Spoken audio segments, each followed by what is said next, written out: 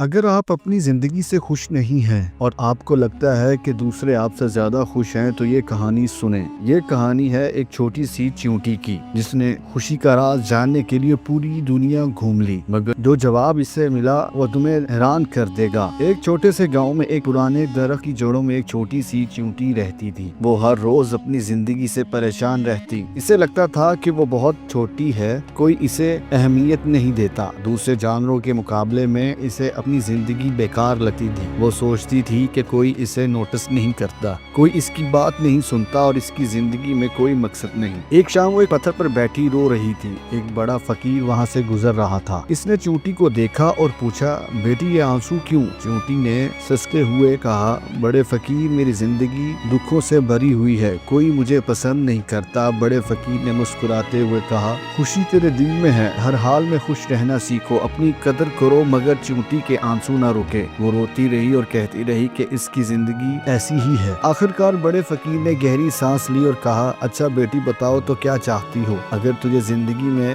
دوبارہ موقع ملے تو کیا بننا پسند کرو گی؟ میں تجھے وہ بنا دوں گا۔ چیونٹی کی آنکھوں میں چمک آئی، اس نے فوراً کہا، میں ایک رنگ برنگی تتلی بننا چاہتی ہوں، سب مجھے دیکھیں گے، میری خوبصورتی کی تعریف کریں گے اور میں آزاد ہو کر پھولوں پر ناچوں گی۔ بڑے فقیر نے سر ہلایا اور کہا، ٹھیک ہے، مگر ایک شرط ہے، تو پہلے تتلی سے جا کر پوچھ کہ وہ اپنی زندگی سے کیوں خوش ہے۔ اگر تو خوشی کا راز جان لیتی ہے تو پھر میں تجھے تتلی بنا دوں گا۔ چیونٹی خوشی سے اچھلتی ہوئی نکل پڑی اور ایک پھول پر گئی جہاں ایک تتلی اپنی رنگین پروں کو ہلا رہی تھی۔ چیونٹی نے کہا، اے تتلی تم کتنی خوبصورت ہو، سب تمہیں دیکھ کر خوش ہوتے ہیں اور تم تو بہت خوش ہوگی۔ تتلی نے اداس ہو کر کہا، نہیں بہن، میری زندگی مشکل ہے، سب مجھے خوبصورت کہتے ہیں مگر میری عمر بس چند دنوں کی ہے، میں جلد ختم ہو جاتی ہوں، اس لیے میں ہر وقت ڈرتی ہوں کہ میرا وقت ختم ہو رہا ہے۔ مجھے لگتا ہے کہ شہد کی مکھی سب سے خوش ہے کیونکہ وہ شہد بناتی ہے اور سب کے لیے مفید ہے۔ چیونٹی تتلی کو چھوڑ کر ایک باغ میں شہد کی مکھی کے پاس گئی۔ مکھی پھولوں سے رس پی رہی تھی۔ چیونٹی نے کہا، اے مکھی تم شہد بناتی ہو جو سب کو پسند ہے تو تم بہت خوش ہوگی۔ مکھی نے اداس آواز میں کہا، نہیں بہن، میری زندگی آسان نہیں ہے، میں دن رات محنت کرتی ہوں مگر لوگ میرا شہد چوری کر لیتے ہیں، کبھی کبھی تو وہ مجھے مار ہی دیتے ہیں، میں اپنی محنت کی قدر نہیں پاتی۔ مجھے لگتا ہے خرگوش سب سے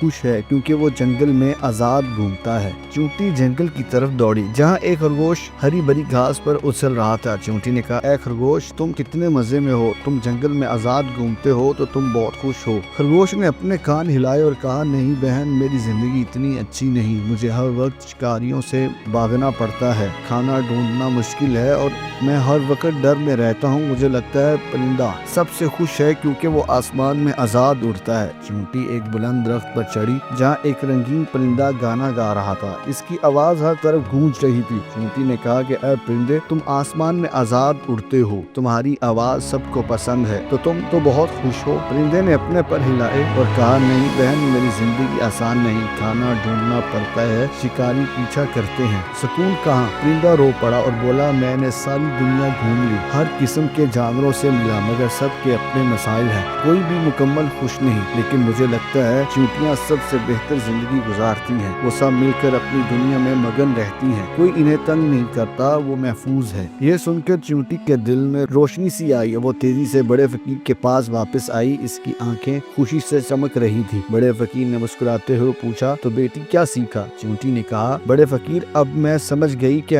ہر ایک کی اپنی پریشانی ہے، تتلی اپنے عمر سے پریشان ہے، مکھی اپنی محنت کی قدر نہ ہونے سے، خرگوش شکاریوں سے اور پرندہ سکون نہ ملنے سے، میں وہی رہنا چاہتی ہوں جو ہوں۔ اب وہ پہلے سے زیادہ خوش تھی۔ ہم سب اپنی زندگی میں کسی نہ کسی کو دیکھ کر سوچتے ہیں کہ وہ ہم سے زیادہ خوش ہے مگر شاید وہ بھی کسی اور کو دیکھ کر یہی سوچتا ہو، اس لیے اپنی زندگی سے پیار کرو کیونکہ جو تمہارے پاس ہے وہ شاید کسی اور کا خواب ہو۔ ہمیشہ مسکراتے رہو کیونکہ خوشی تمہارے دل میں ہے۔